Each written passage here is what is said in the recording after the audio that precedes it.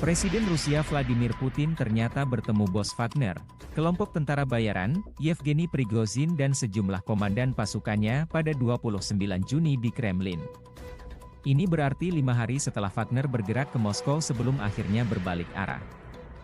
Mereka mengakhiri pemberontakan yang menuntut perombakan di kalangan militer Rusia. Juru bicara Kremlin, Dmitry Peskov menuturkan, Putin mengundang 35 orang dalam sebuah pertemuan termasuk Prigozhin dan para komandan unit yang berlangsung selama 3 jam. Putin dan Prigozhin membahas upaya pemberontakan oleh pasukan Wagner terhadap militer Rusia. Meski akhirnya mereka membatalkan rencananya untuk menghindari pertumpahan darah. Pertemuan itu pertama kali dilaporkan surat kabar Prancis, Libération. Surat kabar ini menyatakan, Prigozhin bertemu Putin, Kepala Garda Nasional Viktor Zolotov, dan pemimpin intelijen luar negeri SVR Sergei Naryshkin. Hal yang bisa kami katakan.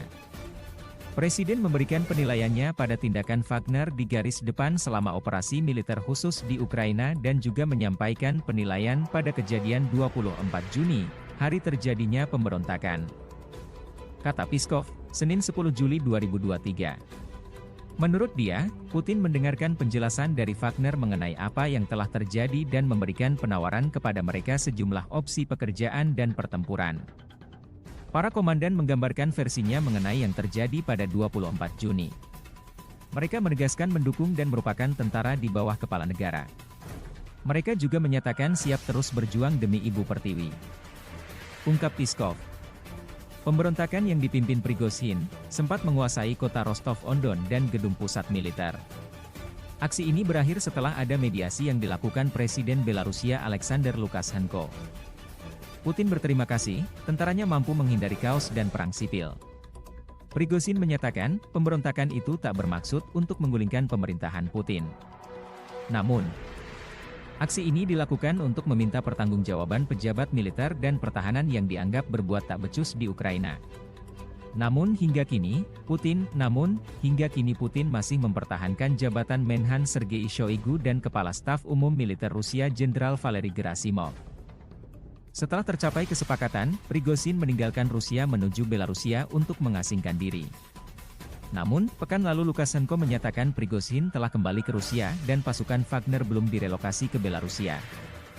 Pernyataan ini kemudian memunculkan pertanyaan mengenai pelaksanaan kesepakatan antara Prigozhin dengan Moskow. Secara terpisah, pada Senin, Kementerian Pertahanan Rusia merilis video pertama kalinya Valery Gerasimov sejak pemberontakan yang dilakukan Wagner. Ia terlihat mendengarkan laporan dari Kepala Staf Pasukan Udara Rusia. Ia juga menyerukan adanya peningkatan identifikasi lokasi-lokasi rudal milik Ukraina. Terkait perang di Ukraina, Amerika Serikat secara resmi mengumumkan akan mengirimkan bom klaster atau bom tandan ke Ukraina. Senjata yang secara luas terlarang di ratusan negara ini diandalkan untuk melumpuhkan kekuatan Rusia. Presiden AS Joe Biden menyatakan keputusan pengiriman bom tandan merupakan keputusan yang sulit. Namun, ia berdalih Ukraina membutuhkan senjata tersebut. Seorang pejabat di Pentagon atau Departemen Pertahanan AS mendukung pandangan Biden. Menurut dia, bom tandan akan dikirimkan dalam waktu yang tepat atas rencana Ukraina melakukan serangan balik ke Rusia. Ukraina menyatakan bom tandan ini bisa meruntuhkan pertahanan Rusia dan kian menurunkan moral pasukan Rusia. Ukraina diklaim menjamin menggunakannya secara hati-hati. Ukraina memberi jaminan tertulis akan menggunakannya bom tandan secara hati-hati untuk mengurangi risiko bagi warga sipil. Kata penasihat keamanan nasional Gedung Putih, Jack Sullivan, Jumat 7 Juli 2023.